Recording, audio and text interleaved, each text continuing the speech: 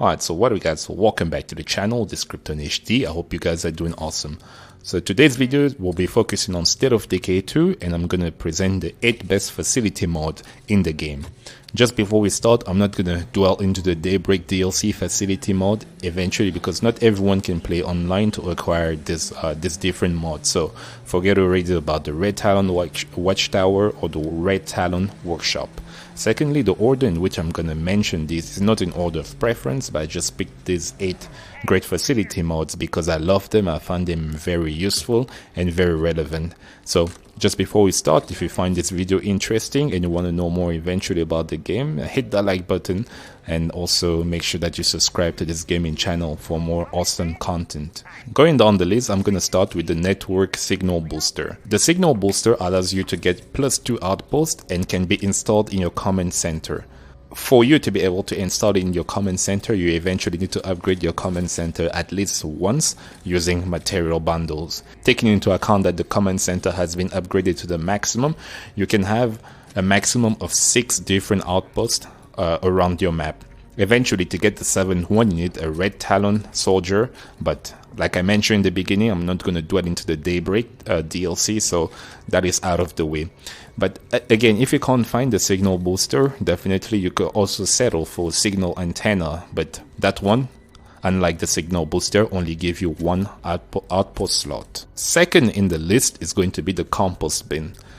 It gives you 100% yield for a facility, so this is mostly for gardening. If you have a gardener in your community, this compost bin is definitely going to be very useful. But the fact that it gives you +100 yield for facility, it's really great. So I remember having hydroponic, and by using this compost bin, I was able to make +9 food or +9 meds per day in my community. So definitely a great mod that you have to look at, definitely. Second in line, we have a mini fridge, which gives you +2 food or med storage. But if you use this facility mod with power, you can store a lot more foods and med. It goes from +2 to +5. So definitely something that you have to look out for while you're playing in your community. Number 4 is going to be a comfy chair. It looks very simple, right? But actually very useful. It managed to boost your morale about +3. In your community for every community member.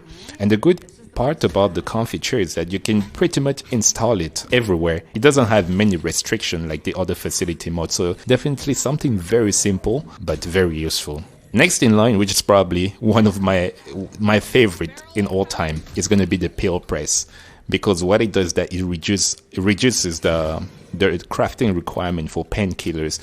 If you have a trader leader, what you could do is to install a peel press at your infirmary and craft strong painkillers. I think they go by 103 influence per stack of 3 at least, and it can easily be traded with other traders while you're playing your community. So definitely something very useful to have at your base to make sure that you farm on influence.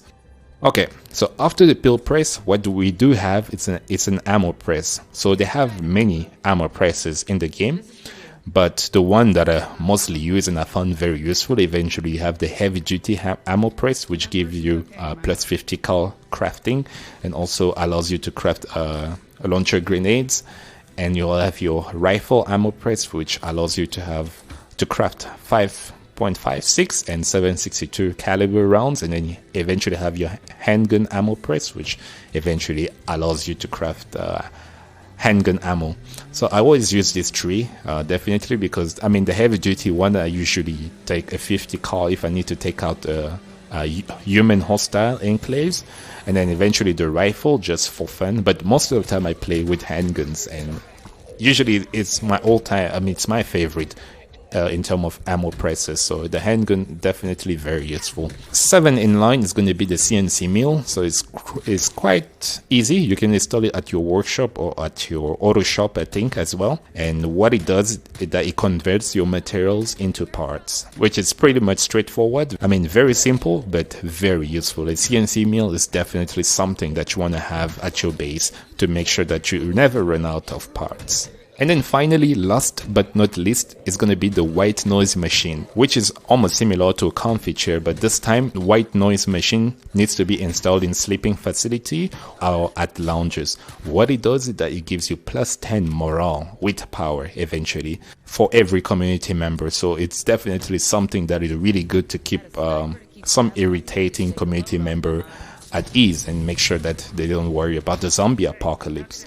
So I think that will be it. Yeah, I think that's 8 mods definitely. So I hope you find this information useful, that they're going to be well used eventually while you're playing in your community. And definitely these 8 facility mods have really made my life easier on State of Decay, especially on Nightmare Zone, and those are my all-time favorite in terms of mods eventually. So yeah, so I think that's going to mark the end of this video. So if you guys found it useful and very interesting, smash that like button for sure. I would really appreciate that. And if you want to see more of this type of content, also consider subscribing to this gaming channel. And with that being said, guys, I love you all, and I'll see you in the next video then. Cheers.